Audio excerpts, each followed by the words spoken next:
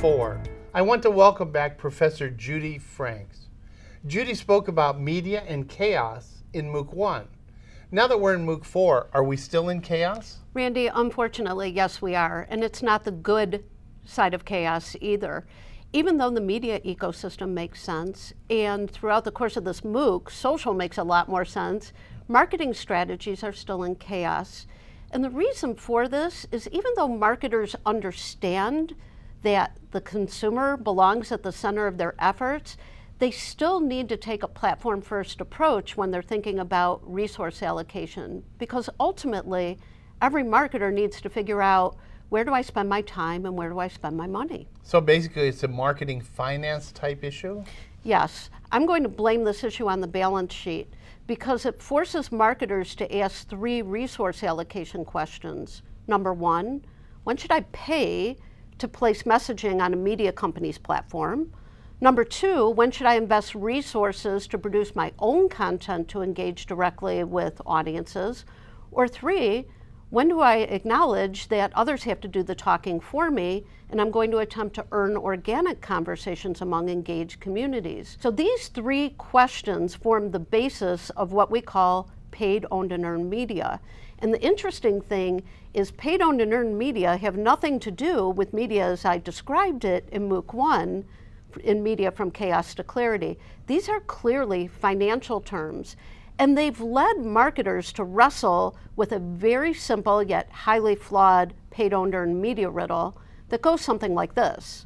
Marketers should try to pay as little as they can, own as much of the brand experience as possible, and earn favorable brand mentions in the socially connected media world. Now this sounds simple, but this riddle frankly is unsolvable because when you stop and think about it, how little is pay as little as you can? What do you do if you build owned media, no one shows up? And how can you predict earned conversations? So I think it's important for us to take a look at each of these in a little bit more detail. Yeah, help us solve the riddle. Well, it's not solvable. First and foremost, it's very difficult in paid media to figure out how little is pay a little when media is so expensive. And you might question, why is media so expensive today? We have more media than ever before. But the interesting thing, we actually have a supply and demand paradox because while we have more media in the absolute, we actually have less mass media because more audiences are slipping into the long tail of media. But marketers still need mass media to scale an audience. So when you look at supply and demand, the demand for mass media still exists, but the supply of it is actually declining, which is causing pricing to go up. So is what you're saying that as media fragments and markets begin to move into very specialized media, the companies that need to go across those end up spending more because it hasn't gone down with more media, it's gone up. Exactly. And part of the problem, you could argue, well, wait a minute, those audiences are still in the ecosystem. Can't we just buy them a la carte?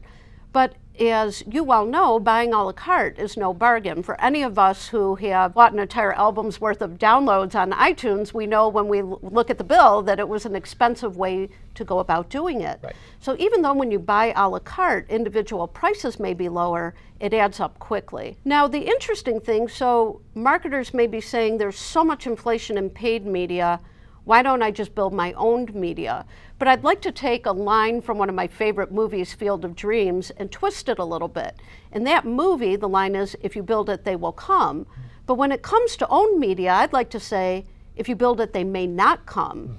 There is so much owned media content in the ecosystem today that marketers are actually putting out a new type of clutter in the marketplace. We've long talked about advertising clutter, but we now have content clutter, and it's forcing marketers to actually spend money to promote visibility of their own media platforms because there's so much of it out there that unless audiences know where to go, they won't ever find it. So what you're really saying is that where in the past I might be able to put content out there and people would come to my site, now because of all the clutter, I spend the money to put the content out there, then I'm going to have to spend more money to get them aware of the content that I have? Exactly. And when you stop and think about it, the reason why this is happening is really only what I call superfans or the actively engaged in your category will find you on their own. In fact, for each and every one of us, think about how many company websites or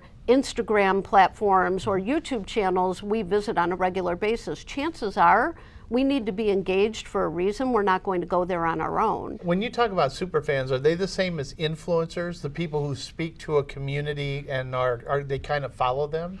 Sometimes yes, sometimes no, which leads me to the third part of this riddle, which is earned media. A lot of marketers, and especially those who haven't taken this MOOC yet, do what I call viral media roulette, because they put content out on a social platform and cross their fingers that it will go viral. The key is to activate networks and make sure that the content is compelling enough that an influencer in a network community will spread it. Now, that influencer may not necessarily be hanging out on a marketer's own media platform. As you shared throughout this MOOC, our high-value customer prospects and influencers can be throughout the social pyramid, and we can't necessarily rely on them exclusively showing up on our own media platforms and doing the work for us there.